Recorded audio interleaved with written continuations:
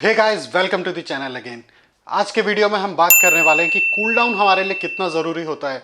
जो वर्कआउट के बाद हम कूल डाउन करते हैं वो हमारे लिए कितना ज़रूरी होता है और हमको क्या कूल डाउन करना चाहिए, किस एक्सरसाइज के बाद क्या एक्सरसाइज करना जो कि हम कूल डाउन में करें। अगर हमने मेन वर्कआउट अपने शोल्डर के लिए किया है, चेस्ट के लिए किया है, तो उसके बाद हमें क्या कूल डाउन करना चाहिए, और अगर हमने अपने वर्कआउट लेग्स के लिए किया है तो हमें क्या कूल डाउन करना चाहिए। आज की वीडियो में हम इसी टॉपिक पे बात करने वाले हैं। वीडियो में आगे बढ़ने से पहले नीचे दिख रहे लाल कलर के सब्सक्राइब बटन को क्लिक करें और साथ में आ रहे बेल आइकन को क्लिक करके ऑल नोटिफिकेशन पर क्लिक करें, जिससे आपको आपकी हेल्थ से रिलेटेड सभी वीडियो मिलती रहेंगी सबसे पहले।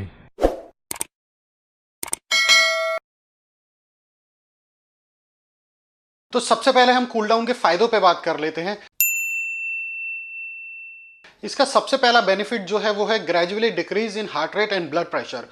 तो जो हमारा हार्ट रेट और ब्लड प्रेशर जो एकदम हाई हुआ है हमारे हाई इंटेंस वर्कआउट की वजह से, या तो हमने बहुत ज़्यादा स्ट्रेंथ ट्रेनिंग करी है फॉर द मसल गेनिंग, या फिर हमने कार्डियो एक्सरसाइजेज ज़्यादा करी हैं फॉर द फैट बर्निंग, तो दोनों में ही हमारा हार्ट रेट और ब्लड प्रेशर ऊपर जाता है। तो उसको ये ग्रेजुअली नीचे लेके आता है, धीरे धीरे उसको नीचे लेके आता है, जिससे कि हमको कोई भी प्रॉब्लम नहीं होती है और हमारा हार्ट रेट एकदम स्लो स्लो करके नॉर्मल पोजीशन पर आ जाता है।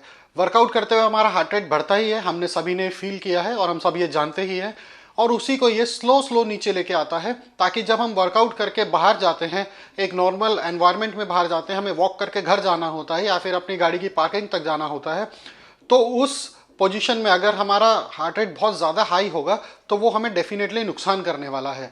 तो उसी के लिए हमारा कूल डाउन हमें फ़ायदा करता है और हार्ट रेट को स्लो स्लो नॉर्मल पोजीशन तक ले आता है। सेकेंड बेनिफिट जो कूल डाउन का होता है वो हमें होता है gradually decrease in respiratory rate. यानी कि जो हमारा सांस बहुत तेज चल रहा होता है, हम बहुत तेज तेज सांस ले रहे होते हैं, उस रेस्पिरेटरी रेट को भी ये कूल डाउन हमारा स्लो स्लो नीचे लेके आता है, ताकि जब हम जिम से बाहर जाएं, अपना वर्कआउट खत्म करके बाहर जाएं, तो हम एक नॉर्मल सिचुएशन में हो, नॉर्मल पोजीशन में हो, ताकि हम बाहर के एनवायरनमेंट को इजीली हैंडल कर सकें। क्योंकि जिम में हम बहुत ज़्यादा अपना पसीना बहाते हैं, बहुत ज़्यादा मेहनत हम करते हैं, और जब उसकी वजह से हमारा सांस ऊपर आता है, हमारा जो ब्रीदिंग रेट है वो बहुत ज़्यादा ऊपर हो जाता है, तो उसको भी कूल डाउन स्लो स्लो नीचे लेके आता है, ग्रेजुअली नीचे लेके आता है। उससे भी हमें बहुत सा बेनिफिट होता है, क्योंकि जैसे ही हम बाहर जाते हैं तो हमारा ब्रीदिंग एकदम नॉर्मल हो रहा होता है और हमें कोई भी साइड इफेक्ट होने से हम बच जाते हैं। तीसरा जो बेनिफिट हमें कूल डाउन से मिलता है वो मिलता है gradually decrease in adrenaline level. Adrenaline एक तरीके का हमारा हार्मोन होता है जो कि हमको वर्कआउट करने में हेल्प करता है। हम वो हैवी वर्कआउट करें या फिर कार्डियो वर्कआउट करें, यानी कि लाइट वेट के साथ वर्कआउट करें, तो एड्रेनल हमारा बहुत ज्यादा बूस्टअप हो जाता है। और एड्रेनल एक ऐसा हार्मोन है जो कि हमें वर्कआउट करने के लिए बहुत ज्यादा पावर देने वाला वो है। टेस्टोस्टेरोन के बाद सेकंड जो हार्मोन हमें हेल्प करता है वो एड्रेनलाइन ही होता है। तो एड्रेनलाइन का जो लेवल है उसको स्लो स्लो ये नॉर्मल पोजीशन पे ले आता है। तो कूल डाउन हमको हार्मोन रेगुलेशन में भी हेल्प करता है। जो हमारे हार्मोन्स हाई लेवल पे अभी हैं, बूस्टअप हुए हैं क्योंकि हमने वर्कआउट किया है, उसको ग्रेजुअली नीचे ले आता है और स्लो स्लो ही नीचे लाकर वो भी हमें साइड इफेक्ट से बचा लेता है, ताकि हमारे हार्मोन लेवल जो है, जब हम हैवी वर्कआउट करा है या कार्डियो वर्कआउट करा है, कोई भी हमने वर्कआउट किया है, जब उसके बाद हम एक वर्कआउट के बाद हम नॉर्मल एनवायरनमेंट में जाएंगे, अपनी नॉर्मल लाइफ में जाएंगे, हम normal day to day work करेंगे, तो हमको उतने हाई हार्मोन्स की जरूरत नहीं होती है। और अगर वो हार्मोन्स हमारी बॉडी में काफ़ी हाई लेवल पे रेगुलेट हो रहे हैं तो वो हमको बहुत ज़्यादा साइड इफेक्ट देते हैं, क्योंकि उससे हमको कई बार स्ट्रोक भी हो सकता है, हार्ट अटैक भी हो सकता है, क्योंकि उस टाइम हम उतना ज़्यादा हैवी वर्कआउट कुछ भी नहीं कर रहे हैं, हम normal day to day life के काम ही कर रहे हैं। और उसमें अगर इतने ज़्यादा हाई हार्मोन्स रेगुलेट होंगे बॉडी में तो वो डेफिनेटली हमको कुछ भी साइड इफेक्ट्स दे सकते हैं, इवन कि वो मेडिकल इमरजेंसी भी बना सकते हैं। तो कूल डाउन उन सबको ग्रेजुअली नीचे लेके आता है और कूल डाउन हमको इसी तरीके से हेल्प करता है।